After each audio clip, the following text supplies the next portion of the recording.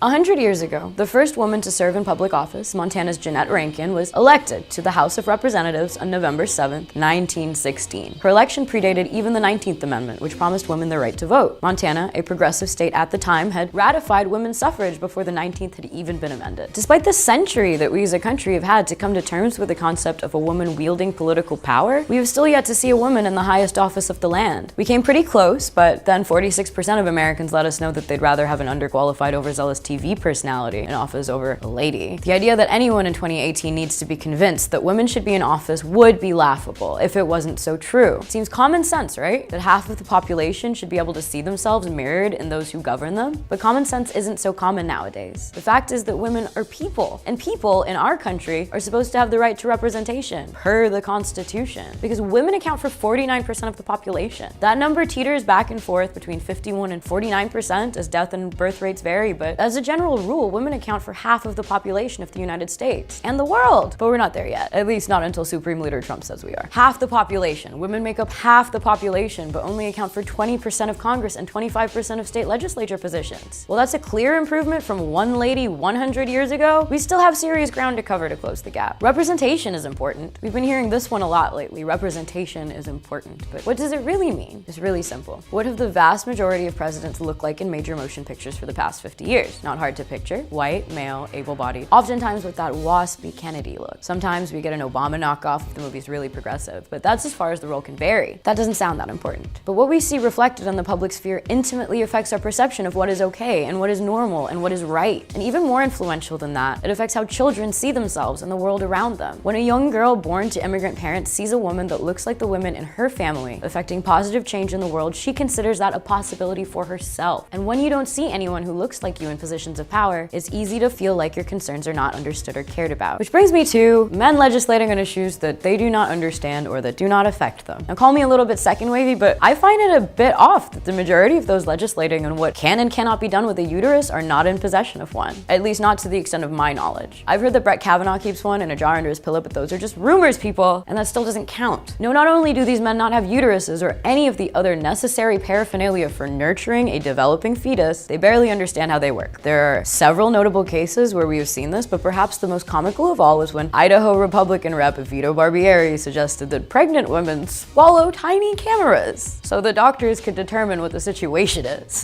The female doctor who had to let him know that a swallowed pill would not make it to the vagina was truly doing God's work when she didn't simply offer him a Capri Sun and a nap instead. The thing is that these men and their pedantic grasp on the female reproductive system would just be funny if they weren't the ones deciding on our access to contraception. Something Rush Limbaugh seems to be under the impression needs to be taken after every single sexual encounter, only proving it as something the sole domain of women who like being promiscuous and like being a prostitute. Nevada elected a dead pimp over a qualified woman.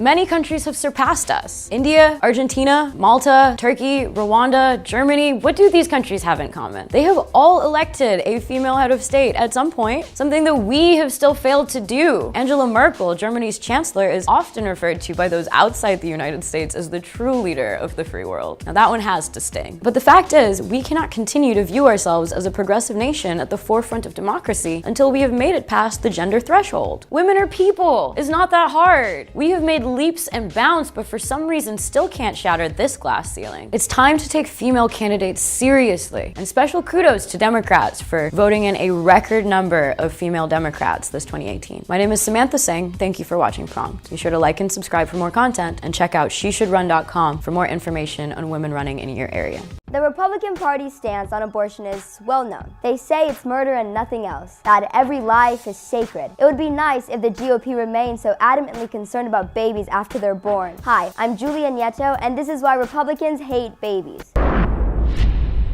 First of all, the United States is the only developed economy in the world that doesn't guarantee paid maternity leave to new mothers. By contrast, moms in Finland get 3 years of paid leave. A recent poll said 96% of Democrats and 88% of Republicans want paid leave, which I believe counts as a majority. Trump actually included a 6-week federal paid family leave in his budget and restated that in his State of the Union. So, Marco Rubio, working with Ivanka Trump, proposed a paid leave bill this year to compete against the Democrats' long-standing Family Act. And the results are not serious. Rubio's plan would allow individuals to borrow from Social Security to replace half their income. So, not paid leave. Obviously, new babies require a lot of attention. Without mom around to feed them and without parents knowing they can financially support their child, things for Junior don't look great. So, what are Republicans doing to help families afford a child? Well, less than nothing. In May, Trump requested spending cuts from Congress, including $7 billion from the Children's Health Insurance Program, or CHIP. That money going straight to billionaire tax cuts, so that insurance for babies and children is more expensive. Like, are you kidding me? Under the new tax bill, 13 million Americans are projected to lose their insurance over the next 10 years. If parents can't be insured, then their children won't be either. The poor are hit especially hard. By 2025, under the new tax bill, the poorest Americans lose income after taxes, while the rich get extra back. And did we mention 75% of women seeking abortions are poor or lower income? At least the GOP's Better Care Act didn't pass the Senate. The BCA would have reintroduced lifetime coverage caps, which would have affected 20 million people, and especially young children with chronic diseases. And while Republicans seem to hate sick kids, they hate the kids of immigrant families even more. Attorney General Jeff Sessions has made clear a zero-tolerance policy at the border, where any parent who crosses the U.S. border illegally will be separated from their child if caught by border control. The parent is referred for prosecution, and the child is directed to Health and Human Services for care and custody. These facilities, dubbed ice boxes, often lack adequate bedding, proper nutritional and medical resources, and separate sleeping rooms for children, which means they could be endangered if housed with adults. That's going to go down in the history books as inhumane, cruel, and a disgrace forever. So,